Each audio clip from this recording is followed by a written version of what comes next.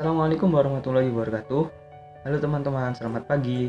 Kembali lagi di mata kuliah penelitian tindakan kelas. Nah, saya dari kelompok 1 di sini akan menerangkan tentang identifikasi masalah penelitian tindakan kelas. Jangan kemana-mana ya, tetap di sini aja.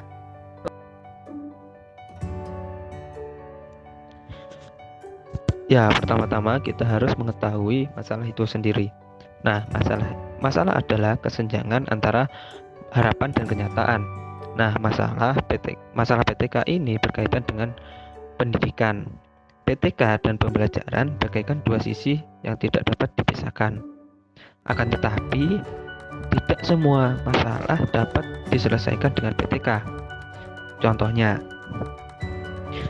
apabila buku yang ada di sekolah itu tidak cukup dengan jumlah siswa yang ada di kelas. Nah, ini bukan termasuk PTK dikarenakan masalah ini berhubungan dengan antara hubungan orang tua dan sekolah. Jadi tidak ada hubungannya dengan guru dan siswa dan dalam proses pembelajaran. Nah, masalah yang akan diteliti harus dirasakan. Jadi guru dalam proses pembelajaran itu harus merasakan apakah ada masalah-masalah saat proses pembelajaran itu berlangsung. Nah, apabila dirasakan terdapat masalah dan masalah itu penting dan dialami oleh siswa, maka perlu dilakukan PTK. Karena itu merupakan masalah yang konkret. Nah, karena data yang konkret akan menjadi landasan agar disusun rancangan suatu tindakan.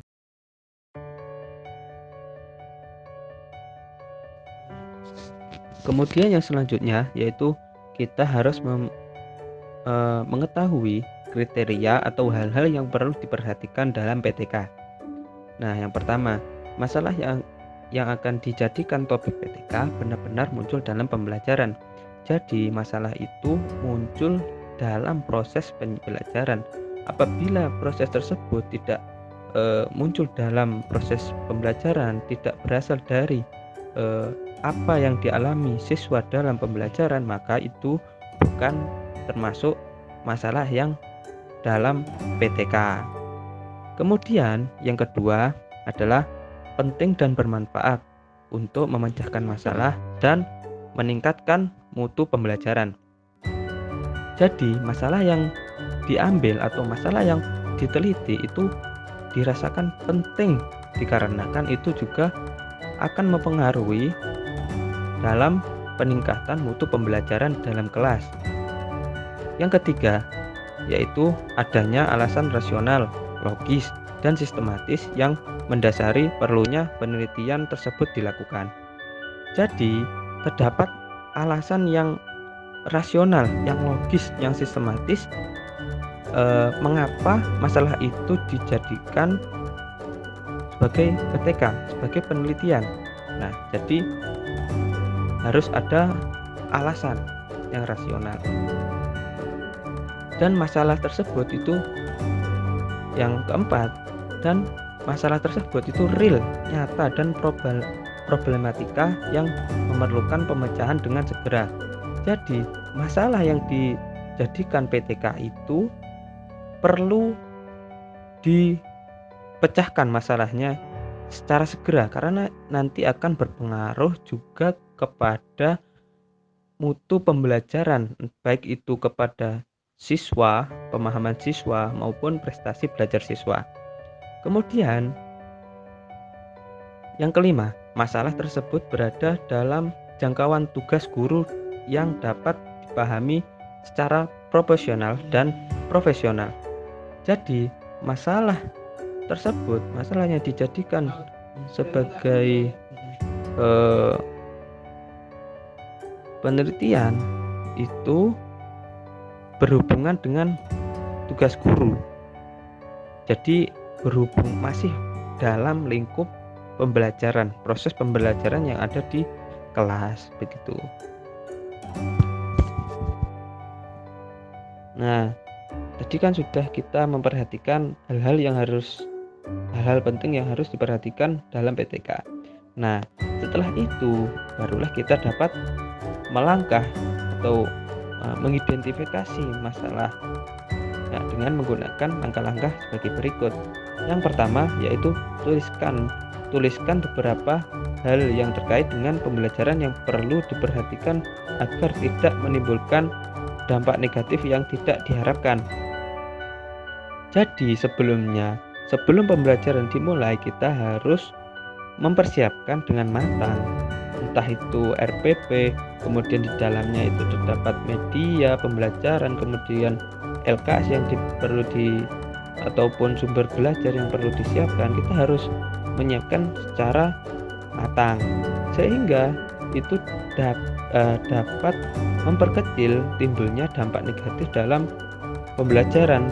Nah, yang hal tersebut tidak diinginkan oleh kita. Kemudian yang kedua adalah tuliskan semua masalah yang dirasakan dan dihadapi dalam pembelajaran. Jadi dari proses pembelajaran tadi kan sudah merancang RPP. Nah, itu kita terapkan pada kelas, pada proses pembelajaran. Nah, di situ kita dapat melihat setelah kita melakukan proses pembelajaran, kita mencatat apakah kita perhatikan, kita rasakan apakah dalam proses tersebut itu terdapat masalah atau tidak. Jika terdapat, maka harus kita tulis semua. Nah, masalah-masalah kita tulis semua, masalah-masalah yang dirasa itu penting yang terdapat pada pembelajaran yang dialami oleh siswa dalam kelas. Kemudian yang ketiga yaitu pilah dan kompakkan masalah yang sesuai dengan jenisnya. Catat jumlah peserta. Kemudian yang ketiga adalah pilah dan kelompokkan masalah yang sesuai dengan jenisnya. Catat jumlah peserta didik yang mengalaminya dan frekuensi timbulnya masalah.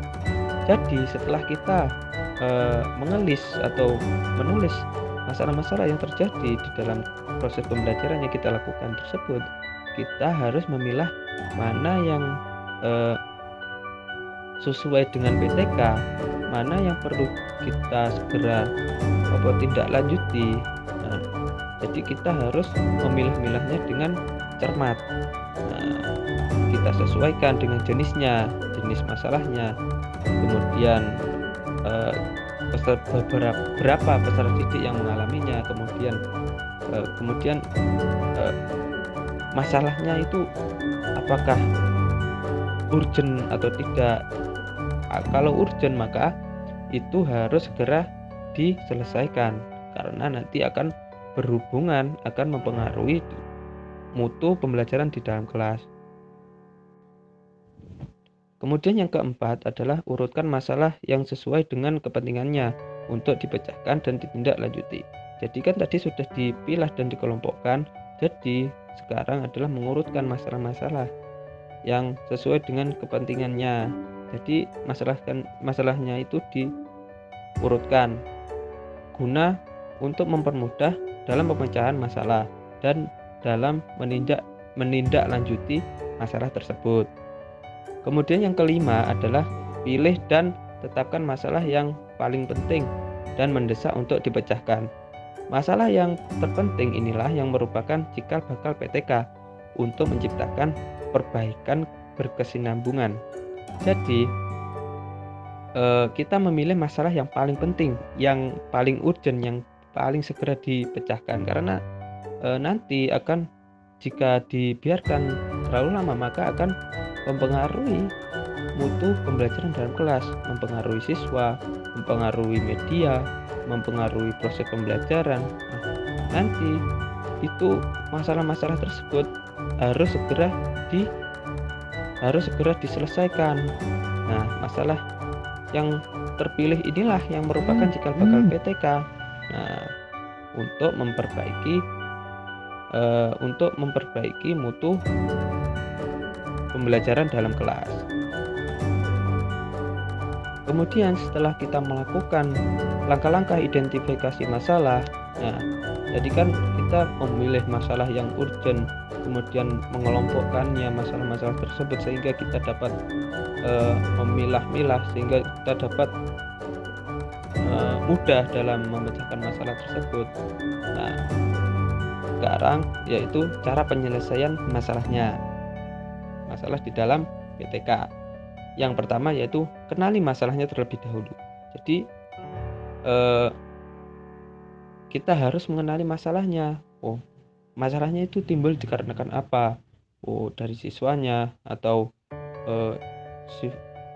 dari gurunya atau dari media pembelajarannya yang kurang sesuai. Kemudian yang kedua, adanya bukti. Nah, bukti ini bukti adanya masalah. Nah, dibuktikan dengan apa? Oh, siswa itu kurang bersemangat dalam belajar dan mudah bosan dalam belajar. Nah, nanti ini saat pembelajaran, jadi bukti yang konkret saat pembelajaran, yaitu yang dialami oleh siswa secara langsung. Bukti ini harus konkret, karena apabila tidak konkret, apabila masalah yang tidak logis, maka tidak termasuk dalam PTK. Kemudian yang ketiga yaitu kenali penyebabnya. Nah, dari bukti tersebut kita harus mencari penyebabnya itu dikarenakan apa. Guru dalam menerangkan itu terlalu monoton, guru terlalu monoton menggunakan metode lisan, ceramah, di siswa itu hanya menerkan, tidak menjadikan siswa itu bosan. Kemudian yang keempat yaitu mempertimbangkan berbagai kemungkinan untuk menemukan jalan keluar dari masalahnya. Jadi kita harus mempertimbangkan, nah, masalah ini harus bagaimana, maksudnya harus dipecahkan dengan jalan keluar yang bagaimana. Apakah yang kita ambil jalan keluar itu, pertimbangan yang kita ambil itu sesuai dengan masalahnya atau tidak. Kemudian yang kelima yaitu pilih jalan keluar yang paling mudah. Nah, jadi dalam memilih jalan keluar atau solusi itu kita harus memilih jalan keluar yang paling mudah, sehingga kita dalam memecahkan masalah itu tidak kesulitan. Ditakutkan kita saat mencari jalan yang sulit mengakibatkan masalah tersebut tidak terpecahkan, sehingga dapat membingungkan kita sendiri. Kemudian yang keenam adalah laksanakan. Maksudnya itu jalan keluar yang kita ambil itu sudah kita tetapkan, maka kita harus melaksanakan sesuai dengan rencana guna untuk menghasilkan apa yang kita inginkan sesuai dengan target. Kemudian yang terakhir yaitu periksa kembali. Nah, pemeriksaan kembali ini itu diperlukan karena apakah masalah yang kita ambil, kemudian hasil yang kita peroleh itu sesuai atau tidak. Nah, seperti itu. Nah, pasti dalam identifikasi masalah ini diperlukan masalah yang dialami oleh siswa di dalam kelas, di dalam proses pembelajaran. Nah, dan masalah-masalah yang terdapat di PTK ini juga bervariasi dan bermacam-macam. Contohnya dalam interaksi pembelajaran. Nah, contohnya itu seperti siswa tidak aktif atau kurang aktif dalam diskusi kelas, kemudian respon siswa itu terhadap pendapat siswa yang lain itu kurang hubungan timbal balik antara siswa ataupun guru dan siswa itu kurang.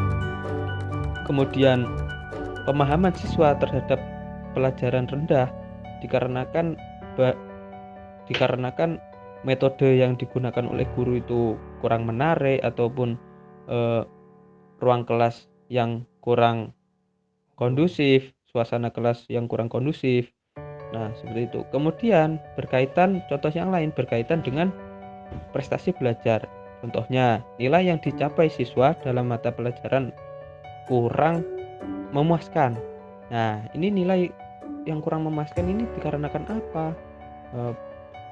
Apakah siswa itu memiliki masalah dengan temannya, ataupun siswa itu bosan dengan metode ataupun penjelasan yang guru sampaikan, atau siswa itu kurang memahami materi dan yang lain-lain. Kemudian siswa pintar sering mendapat nilai rendah bila diberikan ujian objektif. Nah, kemudian ada lagi sebagian besar siswa selalu salah dalam mengucapkan kata-kata bahasa Inggris. Nah, ini contoh dari berkaitan dengan prestasi belajar. Kemudian yang selanjutnya adalah disiplin belajar, berkaitan dengan contoh masalah yang berkaitan dengan disiplin belajar. Nah, di sini ada beberapa siswa tidak mengerjakan tugas atau PR. Nah, ini masalah ini disebabkan oleh apa? Apakah guru itu dalam memberikan PR itu terlalu banyak ataupun kesulitan sehingga siswa itu bosan mengerjakan dan sebagainya. Kemudian siswa tidak memperhatikan pelajaran. Nah, ini disebabkan oleh apa? Siswa tidak memperhatikan pelajaran. Apakah siswa itu tidak tertarik, tidak termotivasi dengan apa yang dijelaskan oleh gurunya, ataupun metode yang digunakan oleh gurunya itu kurang menarik sehingga siswa tidak memperhatikan pelajaran, atau juga suasana kelas yang kurang kondusif. Kemudian yang selanjutnya yaitu selama pembelajaran berlangsung banyak siswa yang mengantuk. Nah, ini juga apa yang penyebab ini? Nah, penyebabnya ada banyak. Bisa metode yang digunakan oleh guru itu monoton sehingga guru itu mengantuk. Nah, berbagai macam. Nah, kemudian contoh yang selanjutnya, adapun contoh yang selain ketiga itu. Nah, contohnya yaitu permasalahan siswa, permasalahan yang dialami oleh siswa. Nah, yang pertama rendahnya keaktifan belajar siswa, kemudian rendahnya kedisiplinan siswa, kemudian rendahnya keterampilan berpikir siswa. Nah, di sini itu harus masalah yang ada di sini harus dialami oleh siswa dalam pembelajaran. Kemudian permasalahan yang selanjutnya adalah permasalahan guru.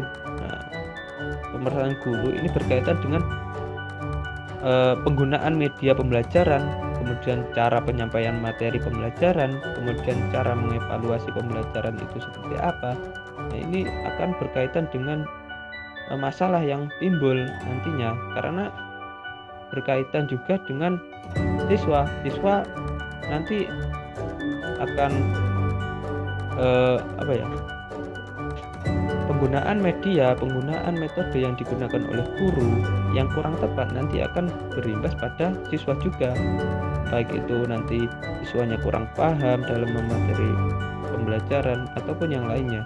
Kemudian permasalahan yang selanjutnya adalah permasalahan materi pembelajaran. Nah, contohnya jenis dan kesulitan materi pelajaran, kemudian urutan dalam penyajian materi, kemudian pengorganisasian materi. Nah, permasalahan ini itu juga berpengaruh pada pada siswa, karena apabila guru dalam menyajikan materi itu kurang runtut, kurang berurutan, maka siswa dalam memahaminya itu akan sulit begitu, karena alur pemahaman siswa itu tidak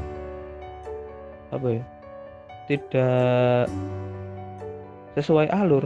Jadi siswa itu tidak bisa ikut atau tidak bisa ikut dalam imajinasi penjelasan dari guru. Nah, seperti itu. Nah, itu tadi adalah penjelasan mengenai identifikasi masalah PTK. Nah, sekian dari saya. Bila ada salah kata maupun perbuatan ataupun dalam pembuatan materi itu ada salahnya, saya mohon maaf. Billahi taufiq wal hidayah. Wassalamualaikum warahmatullahi wabarakatuh.